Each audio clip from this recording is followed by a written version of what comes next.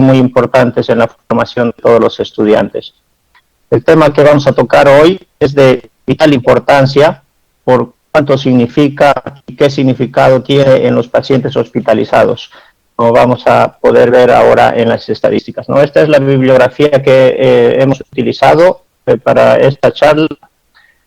Cada una de las diapositivas tiene, por supuesto, la dirección a través del cual pueden ustedes acceder a la literatura específica y poder revisar, confirmar y entrar más en detalle de cada cosa que se dice acá. Bueno, primero la definición. ¿Qué cosa es embolia pulmonar? Que es el tema que nos convoca el día de hoy.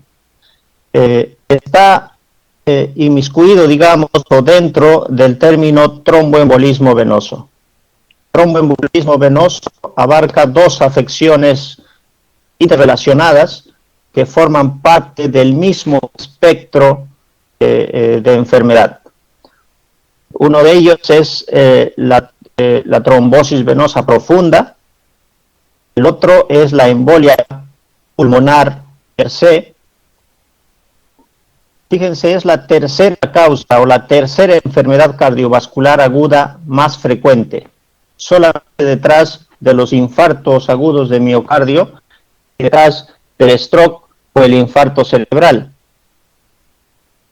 La trombosis venosa proximal aguda no tratada causa embolia pulmonar clínica más o menos en la mitad de pacientes. El 50% de los pacientes que sufren de trombosis venosa pulmonar profunda van a presentar embolia pulmonar. Este es el primer dato importante para entender la significancia de esta patología. La embolia pulmonar no tratada suele ser recurrente durante días o semanas y puede mejorar espontáneamente o, como sucede en un importante grupo de pacientes, causar la muerte.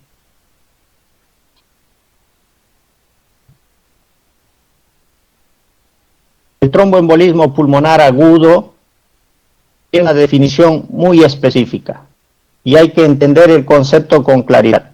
Es la obstrucción de la arteria pulmonar o una de sus ramas, y esta obstrucción de la arteria pulmonar puede deberse a trombos, es decir, un coágulo que tapa la arteria, células tumorales, muchas veces los tumores condicionan también trombos, puede deberse a aire o grasa, en caso de las fracturas, por ejemplo, que se originan generalmente o siempre en otras partes del cuerpo.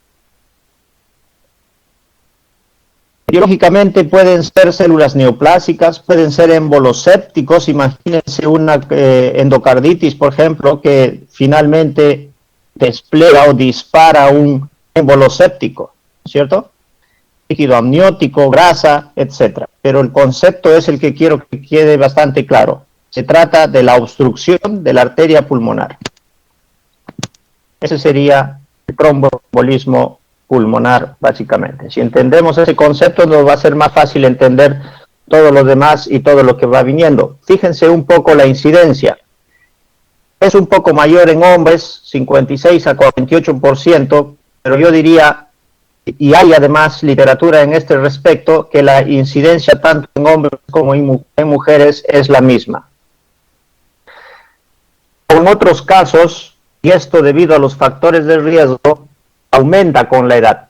Es decir, a mayor edad, mayor presencia o mayor incidencia de embolia pulmonar.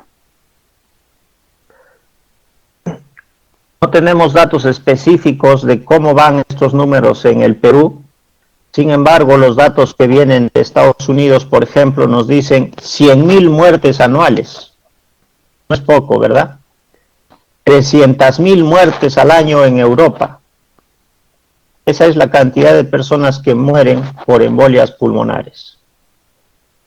Entre las muertes por tromboembolismo pulmonar, 3/4 partes fueron adquiridos en el hospital. Y aquí quiero llamar la atención de ustedes. Imagínense, 3/4 partes fueron embolias pulmonares adquiridas en el hospital. Es decir, entró el paciente por una patología distinta, nadie se dio cuenta del riesgo que corría ese paciente y durante su hospitalización, por falta de una valoración preventiva adecuada, el paciente hace una tromboembolia pulmonar. 3/4 de los pacientes que mueren lo adquirieron dentro del hospital. A todos ustedes que van a hacer muy pronto el internado médico y después van a hacer medicina hospitalaria, hay que recordar estos datos para que ninguno de sus pacientes que haya entrado por otra patología y estén tratándolo ustedes, finalmente se les complique y fallezca por esta causa. Es la tercera causa de muerte más común entre los pacientes hospitalizados.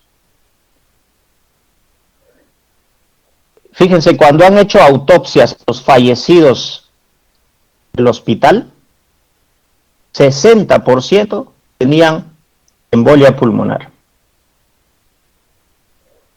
Y 10% de los pacientes con embolia pulmonar fallece en la primera hora. Es decir, este es el primer dato que les doy y que quisiera que quede claro en ustedes, es una patología aguda y crítica, de vital importancia para su manejo inmediato. Y 30% fallece de una embolia pulmonar recurrente.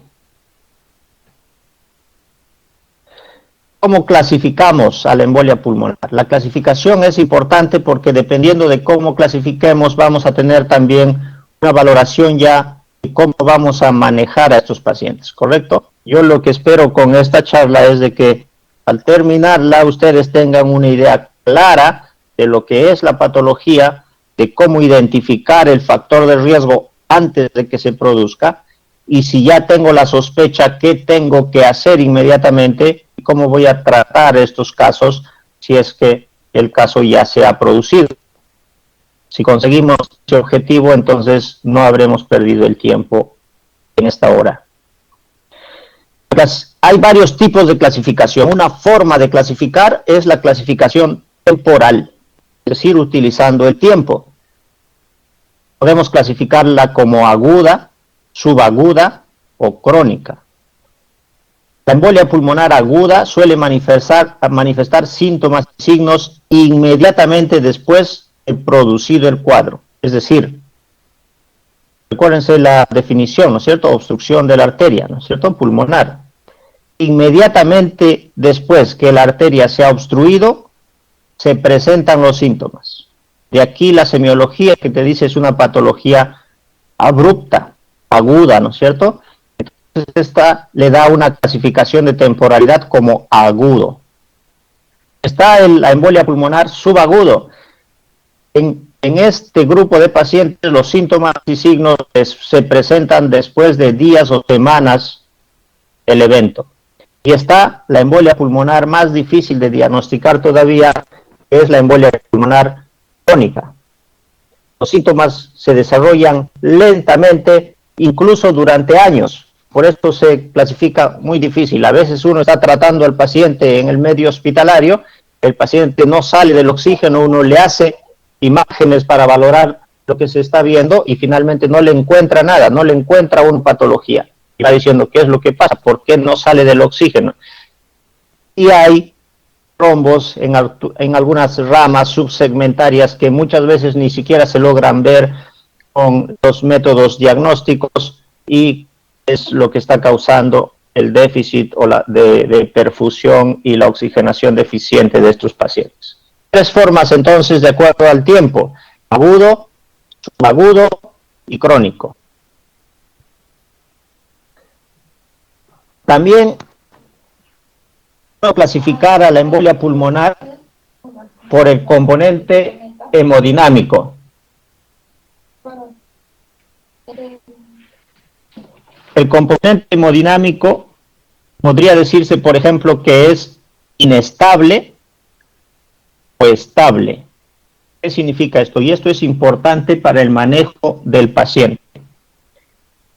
Cuando me refiero a hemodinámicamente inestable, estoy diciendo que el paciente presenta hipotensión, definida como una presión arterial sistólica, menos de 90 milímetros de mercurio, durante un periodo más de 15 minutos.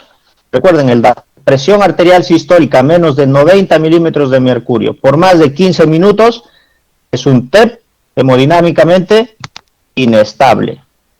Y hemodinámicamente estable aquel que no cumple la definición de TEP inestable, ¿no es cierto?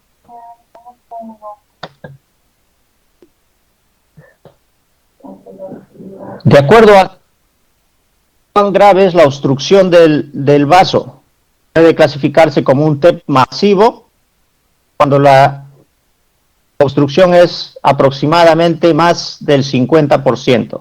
Estos pacientes que obstruyen más del 50% de la luz del vaso hacen generalmente TEP con hipotensión.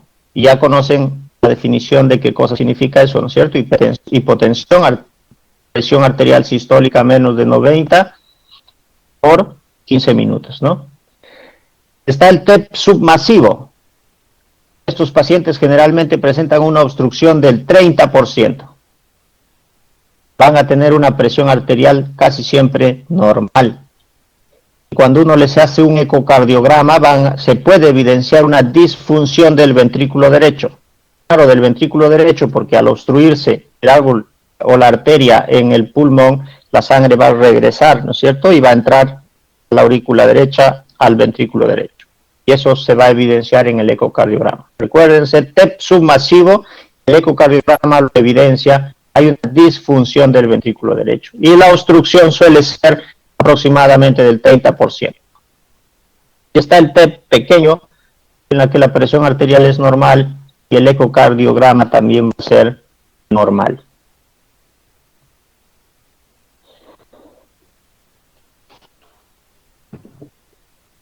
Esta es una pregunta. ¿Cuál de los siguientes es preciso con respecto a los signos clínicos de la embolia pulmonar? ¿La bradipnia es el signo más frecuente? ¿Qué dicen ustedes? ¿Los hallazgos del examen pulmonar normal excluyen una embolia pulmonar? ¿El segundo sonido del corazón puede ser acentuado? ¿La bradicardia se asocia más comúnmente con embolia pulmonar que la taquicardia? Con el desarrollo del tema van a poder responder con claridad estas preguntas, ¿no es cierto? Recuérdense, y acá ya podrían entender y encontrar la respuesta. La taquicardia, es decir, frecuencia respiratoria mayor de 18 respiraciones por minuto, es el signo más común. Estoy diciendo es el signo más común. La taquicardia suele estar presente. Obviamente, si hay una obstrucción en el pulmón, el corazón trata de compensar eso y empieza a latir un poco más rápido. El segundo sonido de corazón puede estar acentuado, ¿correcto? Va a haber un sobrellenado, ¿no? Va a acentuarse el segundo ruido del corazón. La fiebre puede estar presente. Hay pacientes con TEP que hacen fiebre. Te haces una radiografía y ¿qué encuentras? Una opacidad en cuña, en la base. Ha tenido fiebre. ¿Qué dices? Es una neumonía. Le das antibiótico. Ojo con eso, ¿no es cierto? Sería un diagnóstico errado, en consecuencia un tratamiento errado. Recuérdense que el paciente con TEP puede hacer fiebre. Los hallazgos en el examen pulmonar con frecuencia son normales. Lo auscultas y no le encuentras nada. Con frecuencia son normales. La cianosis puede estar presente. Dice con frecuencia porque eventualmente puedes encontrar algunos cambios como vamos a ver más adelante. Fíjense esta relación. Dentro de los síntomas, disnea 80%. Dentro de los signos, taquipnia 70%. ¿Correcto? Hay que recordar esto de forma importante. Dolor torácico, pleurítico, 50% de los pacientes. Tos, 20%. Hemoptisis, 11% de los pacientes. Algunos, lo primero que hacen es síncope, 19% de los pacientes. Taquicardia, 26%. Fiebre, 7%. No es frecuente, ¿no? Pero se puede encontrar. Este cuadro es de otra literatura, pero básicamente lo mismo, con algunas diferencias, obviamente pequeñas, pero en general es lo mismo, ¿no? Disnea 50%, dolor pleurítico 39%, tos 23%. En esta diapositiva un poco más la frecuencia de tos, pero ese es el escenario o el espectro de síntomas en cuanto a frecuencia se refiere. Fiebre, recuérdense, 10% y hemoptisis 8%. Estos son datos relativos, en medicina todo es relativo, entonces, pero hay que empezar a entender números un poco claros para entender los síntomas, ¿no? En todo caso, tiene que quedar bastante claro que la disnea es el síntoma más frecuente y la taquicardia es el signo más frecuente.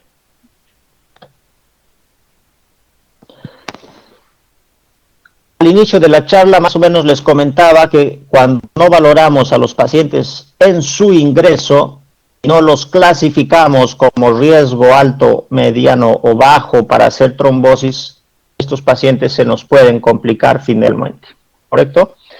Existen factores de riesgo.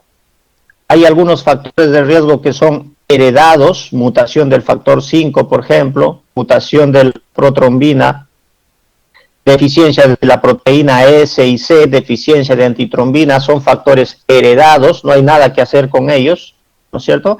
Pero existen otros factores también, existen factores tumorales, la colocación de catéter venoso central, cirugías, ¿no? Las cirugías, el trauma, el embarazo es un factor de riesgo, los anticonceptivos orales es un factor de riesgo para embolia pulmonar, también es un factor de riesgo para trombociriales, los anticonceptivos orales, ¿sí? Y las hormonas en general, la quimioterapia, y dentro de las enfermedades, pues ICC, SAF, ya entenderán la forma, ¿no es cierto?, la fisiopatología. La edad mayor a 65 años, obesidad, etcétera, síndrome nefrótico y algunas infecciones virales también.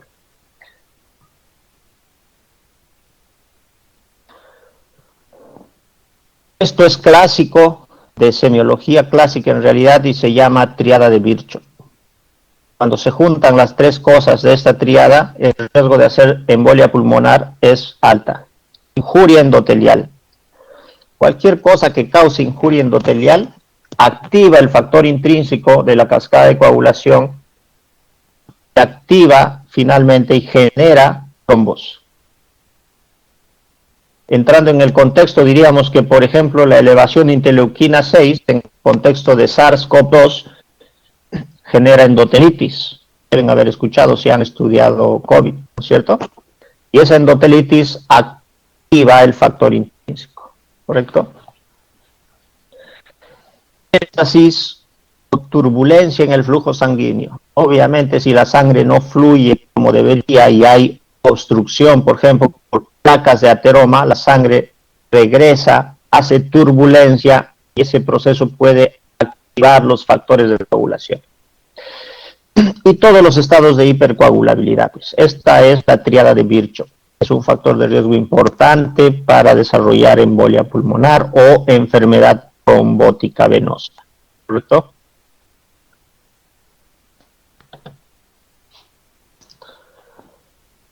Este cuadrillo es importante de entender para ver toda la fisiopatología de qué es lo que presenta el paciente y cómo se manifiesta. Acá arriba lo que vamos a tener es la obstrucción del coágulo. La obstrucción que causa el coágulo en la arteria pulmonar.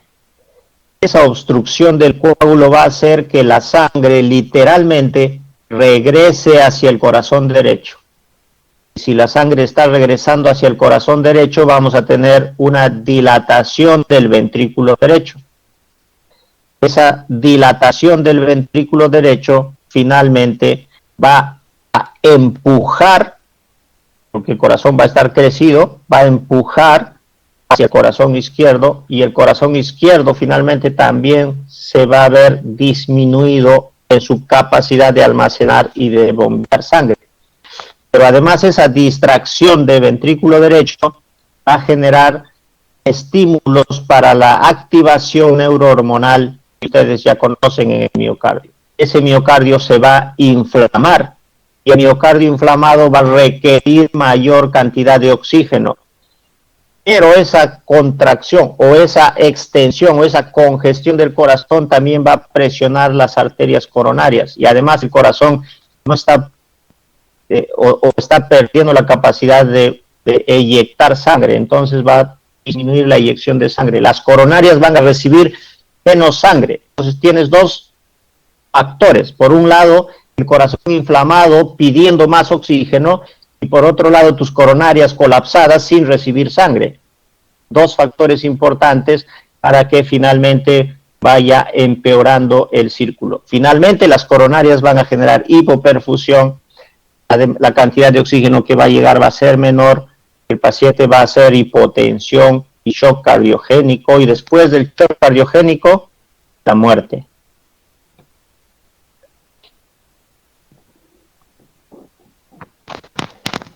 Acá un punto importante. Todo paciente que se hospitaliza tiene que ser valorado respecto de sus factores de riesgo para hacer embolia pulmonar o enfermedad tromboembólica venosa. Todo paciente. Y para eso existen predictores. Por ejemplo, diferentes escalas de predicción que vamos a ir conociéndolas, ¿correcto? Wells es un predictor. Wells se utiliza más ante la sospecha clínica. Tú entras a valorar un paciente y de repente dices, el paciente ha hecho fiebre y ha presentado disnea súbita, o el paciente tiene dolor torácico pleurítico y además disnea súbita. Entonces inmediatamente dices, hay sospecha de embolia pulmonar. Lo primero que tienes que hacer ante la sospecha es una escala de Wells. Inmediatamente tienes que valorar la escala, y tienes dos formas de valorar: una versión original con números y otra versión simplificada en que cada valor tiene un solo número. Escoges el que gustes y vas a ver inmediatamente. Haces una cuenta después de valorar cada uno de estos procesos. El paciente tiene o no tiene embolia pulmonar previa, la frecuencia cardíaca está a más de 100, está inmovilizado, no está inmovilizado, tiene o no tiene una cirugía, presenta o no presenta hemoptisis, tiene un cáncer activo, etc. Valoras cada uno de estos componentes y te va a dar un puntaje. Ese puntaje te va a decir si la probabilidad clínica de que ese paciente tiene o no embolia pulmonar es baja, intermedia o alta, ¿correcto? Esa es la escala de Wells. Lo primero, entonces, ante un paciente con sospecha de TEP, hacer una escala de Wells. Existen otras escalas para esto, por ejemplo, con el score de Ginebra. La sensibilidad y la especificidad de uno u otro es la misma. Pueden trabajar con cualquiera de los dos. Las dos sirven para lo mismo y son muy parecidas, con la misma especificidad. El que casi siempre se usa y que nosotros usamos en el hospital casi siempre es la escala de Wells, ¿correcto? O el score de Wells. Acá un dato importante. Primero, la sospecha clínica. Tú dices, este paciente tiene dolor pleurítico y además disnea súbita, puede tener TEP. Lo primero que vas a hacer, ¿qué es? Escala de Wells.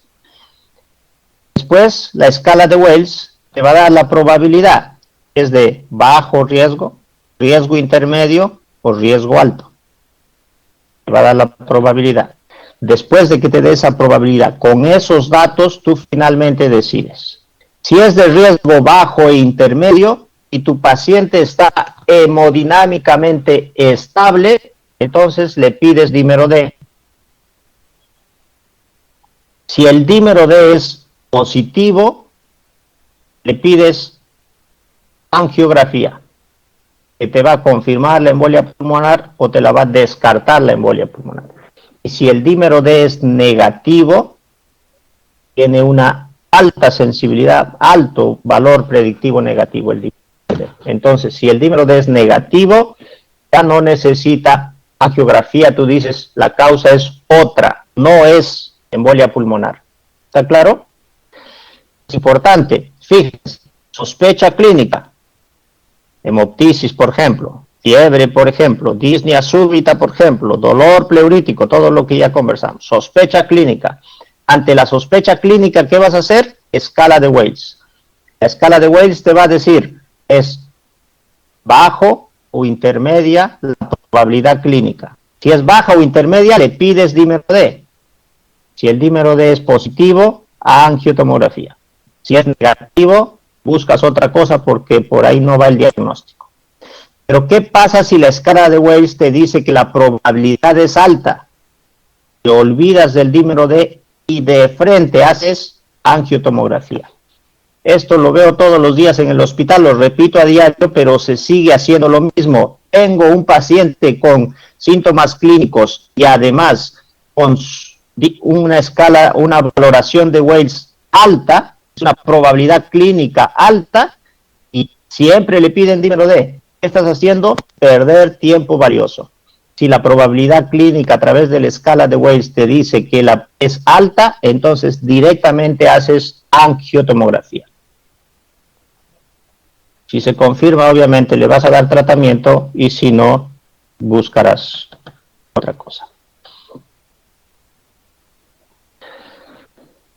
Puede ser, o puedes estar en algún centro hospitalario en el que finalmente un paciente que está hemodinámicamente inestable, no puedes moverlo a hacerle una angiotomografía, está inestable. Y todas las normas que te dicen, no puedes movilizar a un paciente inestable. Primero tienes que estabilizarlo, ¿correcto? Si tu paciente está hemodinámicamente inestable, entonces puedes utilizar incluso, o no tienes acceso a la angiotomografía, puedes usar la ecocardiografía, ¿correcto? La ecocardiografía, ¿qué cosa? Vas a buscar signos de sobrellenado o de falla cardíaca derecha. Eso es lo que vas a buscar, y eso lo puedes hacer en la cama del paciente. En algunos lugares ya se puede hacer, ¿no es cierto? Si tienes acceso y puedes hacerle inmediatamente la angiotomografía, obviamente es de preferencia hacer la angiotomografía. Recuérdense lo que les había dicho cuando hablamos de clasificación. Cuando hay hipotensión o shock, generalmente la obstrucción es más del 50%. Y si le hago la angiotomografía, ¿se verá o no se verá? Se va a ver, ¿no es cierto? Y los vasos son importantes, van a ser en vasos más cercanos, ¿no? Entonces vas a encontrar el coágulo, vas a encontrarlo. Pero si no tienes posibilidad de hacer una angiotomografía, puedes hacer un ecocardiograma. ¿Qué vas a buscar? Falla cardíaca derecha. Muy bien, esto es de otra literatura, Up to Date, es una información muy didáctica siempre, muy actualizada cada 2 meses, es básicamente lo que ya conversamos, ¿no? Y esta también es una pregunta para ustedes: ¿cuál de los siguientes o de las siguientes opciones es precisa con respecto a las pruebas del dímero D en pacientes con sospecha de TEP? Respecto de lo que ya les dije, deben de responderlo bien, ¿no? Los niveles de dímero D en plasma mayores o iguales a 400 nanogramos por mililitro son altamente sugerentes de TEP, ¿sí o no? Ese será el valor. El dímero D tiene, acá vamos a hacer un comentario de repente. Este no es el valor que se suele utilizar en la literatura en general. Se suele utilizar mayor a 500 nanogramos por mililitro para considerarlo positivo.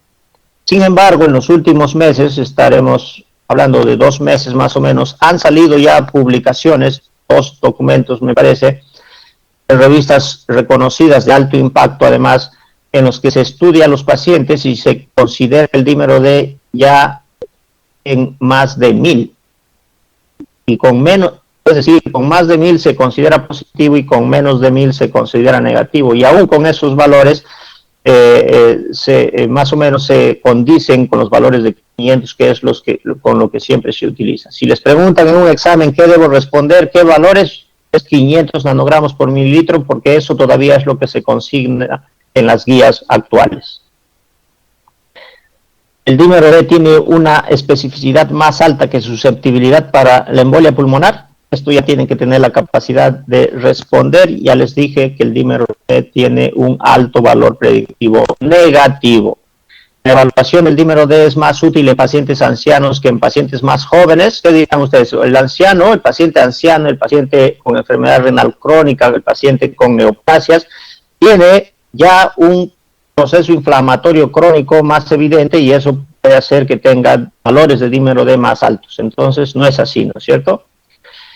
Es más difícil valorar y los cortes en realidad no están muy bien definidos en este grupo etario. El valor de la medición del dímero D en la sospecha de la embolia pulmonar está más en su valor predictivo negativo. No se olviden de esto, es así.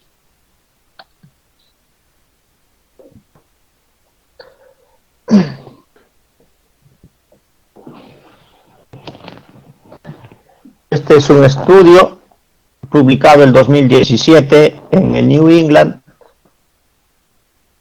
y hace referencia justamente a esto, ¿no? Valor del dímero D en plasma más de 500 nanogramos, tiene una sensibilidad del 97% y una especificidad del 45%.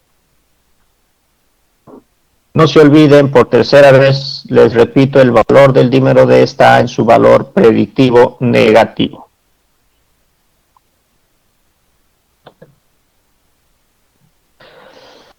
Muy bien, primero la sospecha clínica, después escala de Wales, después el examen auxiliar que corresponda. Si escala de Wales me dice riesgo bajo o intermedio, dímero D, si es positivo, angiotem. Si es negativo, no le hago angiotem, no es TEP. Si la escala de Wales me dice que el riesgo es alto, de frente, angiotem. Si no tengo cómo hacerle angiotem, ecocardiograma. Creo que está repetido y definido con claridad para ustedes. No debería tener dificultad en esto. Otros exámenes tengo para valorar el diagnóstico. Tengo, por ejemplo, radiografía de tórax, electrocardiograma, ecocardiograma, exámenes de gases arteriales y algunos marcadores bioquímicos.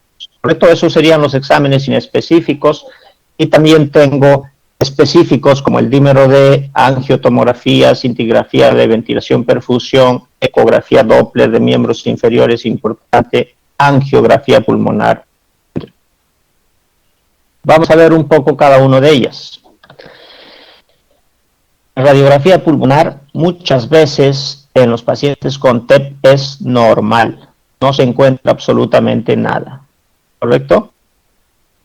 Pero en algunos pacientes, si somos minuciosos y sabemos lo que buscamos, podemos encontrar. No siempre hay una angiotomografía, pero una radiografía a veces ayuda y puede ayudar mucho. Es un examen barato que sí puede ayudar, aunque algunos ya sostienen que no es un examen útil en TEP, pero sí se pueden encontrar algunos signos. Por ejemplo, signo de palla, alargamiento de la arteria pulmonar derecha descendente. ¿Por qué se alargará? Obviamente se tapa por un coágulo, por un trombo, se tapa, entonces toda la arteria hacia atrás se congestiona y eso se ve en la radiografía como un alargamiento. ¿Correcto? Allá. Una imagen sobre consolidado en cuña se llama joroba de Hampton. ¿Correcto? Atelectasia se podría presentarse, signo de Wedgemark. ¿Qué cosa es este signo? Si ustedes ven, no llega oxígeno a esta parte del pulmón, por decirlo de forma sencilla. ¿Y por qué será? Porque la arteria que irriga esta zona está tapada con un coágulo, entonces no llega oxígeno y se ve de esta forma, ¿no es cierto? Translúcido prácticamente. No se ve nada de parénquima, ¿no? No se ve nada. No hay sangre en esta zona. Entonces, signo de Wedgemark. Estos son los signos que puedes encontrar en la radiografía.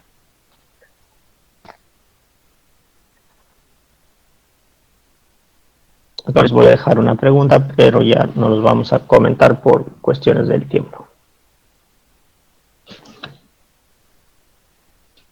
La venografía es el estándar para el diagnóstico del tromboembolismo pulmonar, ¿correcto? La angiografía es el estándar para el diagnóstico de la embolia pulmonar. El procedimiento tiene mortalidad muy baja, es muy rentable en realidad. Y la angiografía por tomografía computarizada es la prueba de elección. Es la prueba de elección en pacientes con sospecha. Por eso tienen que leer bien la pregunta y entender qué es lo que les dicen. Si les pregunta, ¿cuál es examen de elección, la respuesta será angiografía por tomografía. Si la pregunta es, ¿cuál es el estándar de oro? Entonces, angiografía. Venografía es el estándar para el diagnóstico, ¿no es cierto? Es diferente, hay que entender bien la pregunta.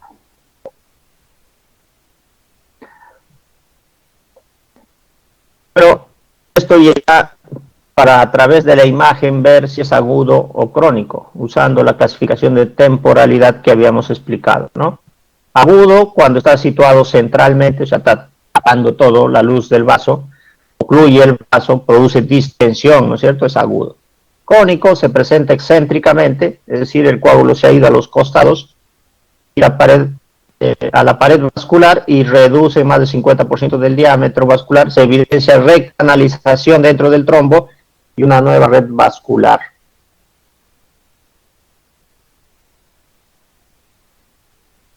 Acá podemos ver, ¿no es cierto? Esto en la radiografía, como se vería, como una joroba de Hampton, ¿no?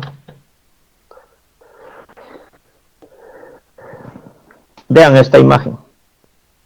Esta es una angiotomografía en la arteria subsegmentaria superior izquierda.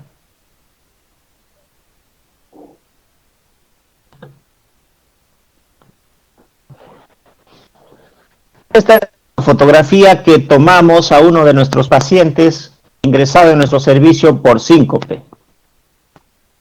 La historia es muy interesante, un varón de 40 años más o menos, joven, ¿no es cierto?, que trabajaba normalmente y un día yendo al trabajo hace síncope. Agarran, lo lleva al hospital, ingresa por emergencia, examinan, no le encuentran nada, todo normal el examen, ya se había despertado, no había quedado ningún déficit, y lo hospitalizan. En hospitalización empiezan a buscar patología cardíaca, es decir, todo el protocolo de síncope, y le hacemos un electrocardiograma. Y fíjense lo que encontramos.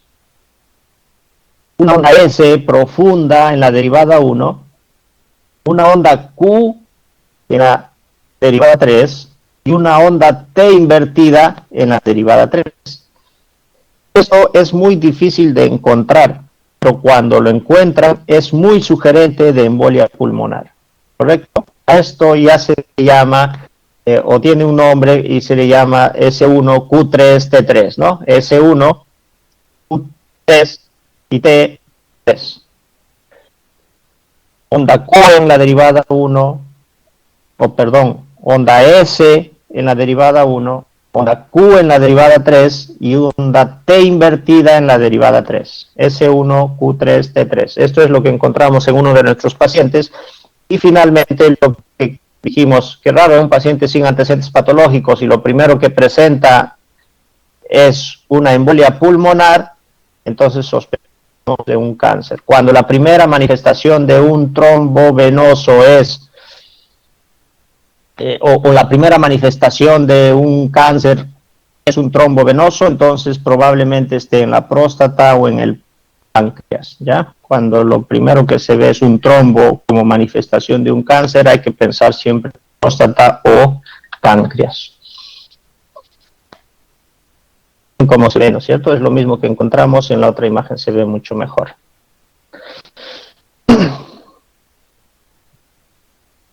¿La resonancia magnética nuclear nos puede servir? Bueno, eventualmente sí, en pacientes que no pueden utilizar, por ejemplo, contraste, ¿no? El ecocardiograma ya habíamos referido, cáncer esofágico, mayor sensibilidad, obviamente, más cercanía para ver las imágenes, los émbolos centrales con sensibilidad del 82%, una especificidad global hasta el 77%. Ayuda muchísimo en el diagnóstico para valorar diagnósticos diferenciales, ¿no? Y el ecodoppler de miembros inferiores importante, evalúa compresión venosa, no excluye enfermedad pulmonar, sin embargo, sí estudia la patología de forma correcta. Una vez que tienes el diagnóstico, recuérdense, ya pensamos varias cosas, ¿no? Sospecha clínica, escala de Wales. De acuerdo a la escala de Wales, dímero de angiotomografía, y después que ya tengo el diagnóstico, tengo que hacer mi valoración de PESI. es una valoración de mortalidad para entender cuánta mortalidad puede tener este paciente en los próximos 30 meses. Ya no vamos a repetir ni ver lo que está escrito acá, lo pueden buscar ustedes, está en todas las calculadoras, todos estos scores están en todas las calculadoras, hay que conocerlos y utilizarlos solamente.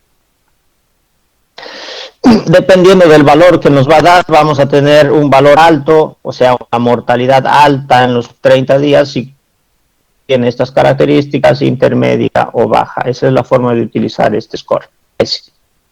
Finalmente vamos a llegar al tratamiento y respecto del tratamiento vamos a tener anticoagulación, trombólisis, filtros de vena cava y procedimientos invasivos dependiendo del paciente y el contexto.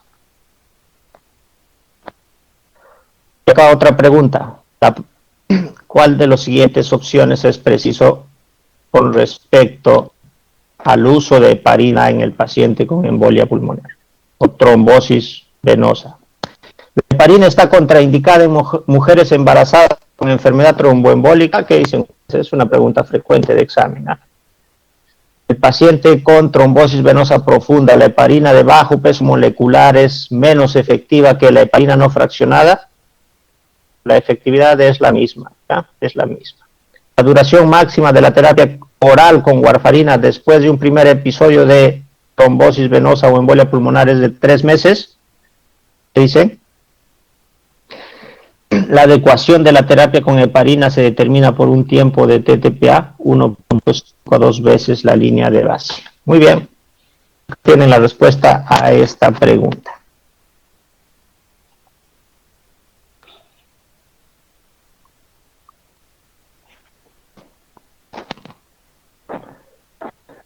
Respecto de la adecuación de cuánta dosis le voy a dar, es a través del TTPA y es 1.5 a 2 veces el límite de base, ¿correcto? En el embarazo la heparina es el anticoagulante de elección, ¿ya? De elección. ¿Qué decía nuestra pregunta? Decía, está contraindicada, ¿no es cierto? La respuesta que es el anticoagulante de elección. No se utiliza warfarina en el embarazo, ¿no? Eso ya saben ustedes. Ya dijimos que la heparina de bajo peso y la heparina no fraccionada tienen igual efectividad. Y finalmente, el INR que se busca es entre 2 y 3 para que el paciente esté correctamente anticoagulado y efectivamente cuando es un primer episodio se sugiere o se indica 3 meses. Hoy día se habla muchísimo en todas las guías ya el uso de los nuevos anticoagulantes orales, ¿correcto? Está el dabigatran o está el Pradaxa, pues, ¿no? El Pradaxa, que es el nombre comercial del dabigatran, ¿no? Xarelto, todos estos nuevos anticoagulantes orales que se pueden utilizar en lugar de la warfarina. Tienen la misma eficacia que la warfarina, no son mejores, la única diferencia es que con estos nuevos anticoagulantes orales ya no necesito controlar con regularidad el INR para saber si está entre 2 y 3, solamente les doy y yo ya sé que está anticoagulado. Bueno, esto es de la guía clínica, ¿no es cierto? ¿Qué es lo que dice?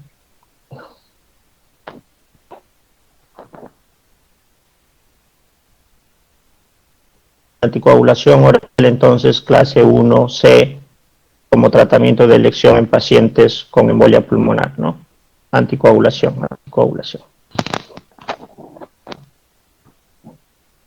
Estas son las dosis de los diferentes medicamentos que se pueden utilizar. Los únicos que tenemos acá en el Perú es enoxaparina. Enoxaparina es lo que utilizamos. Las dosis profilácticas es, o mejor dicho, las dosis de tratamiento es 1 miligramo por kilogramo cada 12 horas, ¿ya? 1 miligramo por kilogramo cada 12 horas. Los otros anticoagulantes no lo tenemos acá, ¿no? Y acá están todos los demás anticoagulantes orales nuevos, el rivaroxaban, el apixaban, el endoxaban. Ninguno de estos es mejor que el otro, hay pequeñas diferencias, por ejemplo, dabigatran respecto al rivaroxaban, dicen que dabigatran tiene un poquito más de muerte súbita en los pacientes que se utiliza. El rivaroxaban sangra un poco más a nivel gastrointestinal que dabigatran, pero dabigatran sangra un poco más a nivel del sistema nervioso central, etcétera. Hay pequeñas diferencias no significativas respecto a los riesgos y al sangrado en estos medicamentos. Todos han sido comparados con warfarina y ninguno es inferior a la warfarina, ¿correcto? El único, se podrían utilizar cualquiera de ellos, el único beneficio en todo caso sería de que ya no necesitas controlar el INR en nuestros pacientes. Ya habíamos dicho, el tiempo programado para darle anticoagulación en un paciente con un primer episodio es anticoagulantes por 3 meses con warfarina de primera línea o con cualquier otro anticoagulante que ya hemos visto. Esto como resumen, diríamos lo siguiente para terminar y espero se lleven este mensaje, ¿no? Sospecha clínica del paciente, inmediatamente escala de Weiss. Si la escala de Weiss te dice que es un riesgo bajo o intermedio, dímero D.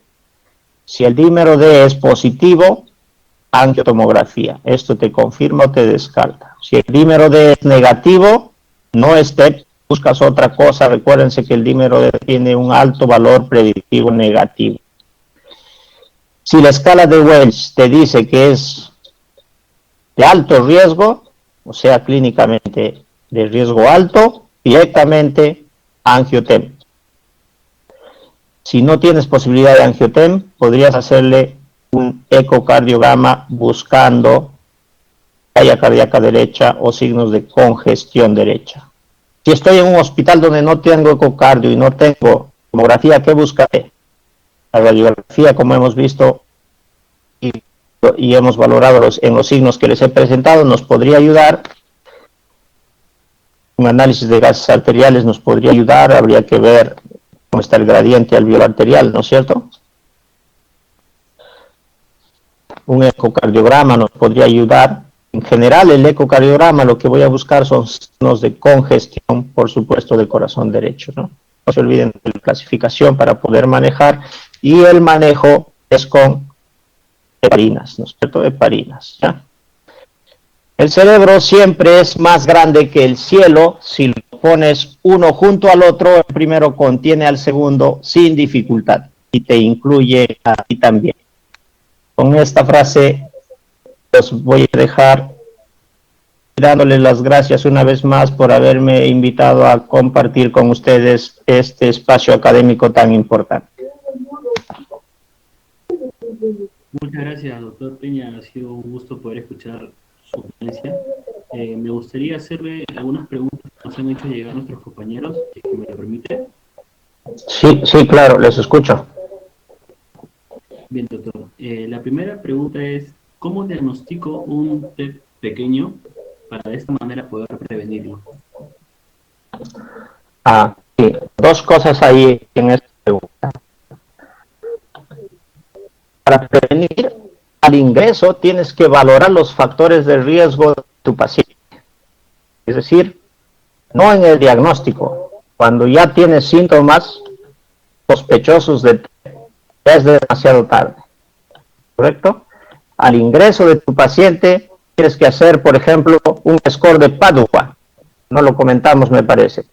El score de Padua te permite valorar el riesgo de trombosis venosa en los pacientes que no tienen cáncer. Ya, en los pacientes que no tienen cáncer. Entonces, en estos pacientes, este score permite valorar si tiene riesgo bajo o alto de hacer embolia pulmonar. Entonces, todo paciente que se hospitaliza debería de tener un score de Padua. Si su riesgo es alto, ese paciente debería estar anticoagulado profilácticamente. Y la anticoagulación profiláctica es de 40 miligramos de enoxaparina, ¿no? Una heparina de bajo peso, ¿no? Y si no puedes usar enoxaparina, utilizarás una heparina no fraccionada, pues en dosis profilácticas. Esa es la forma de prevenir. ¿Cómo hago el diagnóstico? Entonces la pregunta, fíjense, son dos cosas diferentes, ¿no? ¿Cómo hago el diagnóstico de un TEP subsegmentario? Entonces, La pregunta es importante. Nosotros habíamos visto que para el diagnóstico habían algunas cosas, les voy a presentar acá nuevamente.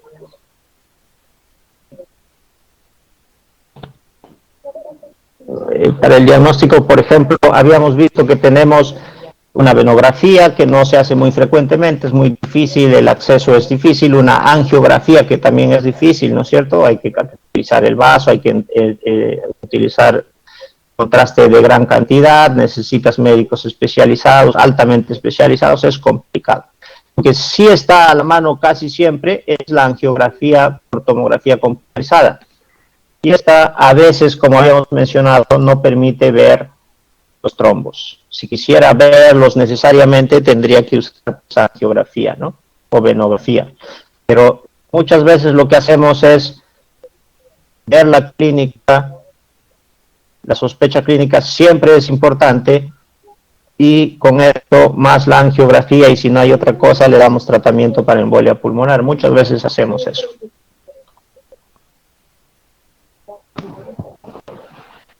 Ok, doctor. Otra pregunta, aquí menciona, si no tenemos la prueba del número D, ¿cómo podemos diagnosticar un tromboembolismo? Sí, esta pregunta también es importante porque otra vez nos permite reforzar la importancia del dímero D. Y es una pregunta realmente importante, ¿no? Habíamos dicho que lo primero para diagnosticar una embolia pulmonar es la sospecha clínica. Y para eso necesitas escala de Wells. Escala de Wells es una herramienta totalmente fácil que todos tienen en sus celulares. Si tienes escala de Wells alto, con que te indica un riesgo alto, no debes hacerle número D así lo tuvieras. Eso primero. Si tu escala de Wells es de riesgo bajo o intermedio, solo en ese caso podrías hacer escala de Wells. Entonces, habría que adaptarse en función a dónde estoy y qué herramientas tengo, ¿no? Si no tengo dímero D, pero mi escala de Wells me dice que es riesgo alto, es decir, no lo necesito. Así lo tuviera, no lo usará.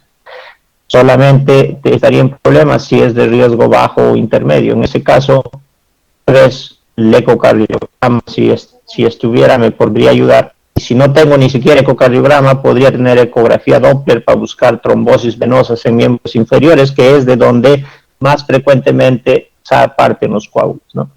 No tengo tampoco eso, entonces está en físico para ver el aumento de volumen de ambos miembros inferiores, para aprovechar o no el dolor, signos clínicos de embolia, trombosis venosa profunda, etc. Tampoco tengo más exámenes, tengo la radiografía de repente buscando los signos, tengo el EKG, si me habla en el EKG de signos de congestión de corazón derecho, ¿cierto?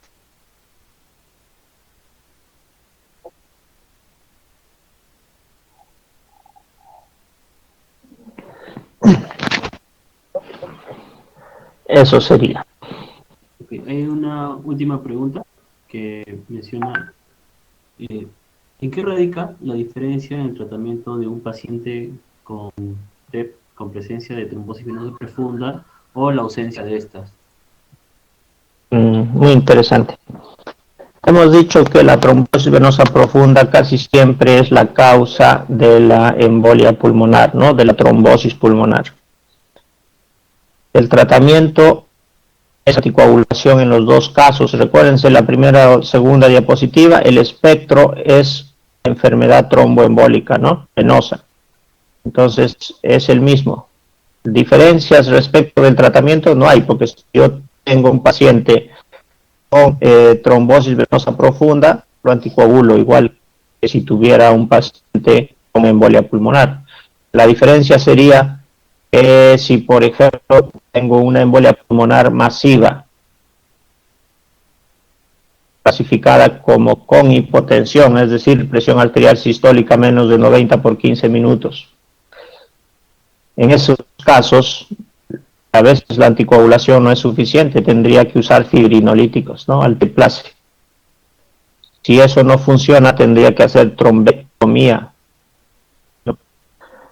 Entonces, esa es la diferencia respecto al manejo. Y algunos pacientes que no puedo anticoagular y tienen una trombosis venosa profunda, por ejemplo, podría utilizar un filtro de vena para evitar una embolia pulmonar.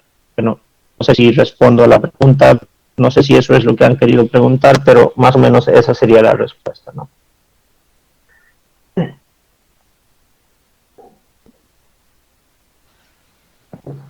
Listo, doctor. Muchísimas gracias nuevamente entonces por su ponencia y por absorber las preguntas de los compañeros. Lamentablemente por el tiempo no podemos absorber todas, pero pues muchas gracias nuevamente por su participación y la ponencia de hoy. Muy bien, gracias a ustedes por la invitación. Muchas gracias, doctor. Que tengan buenas noches. Gracias, buenas noches.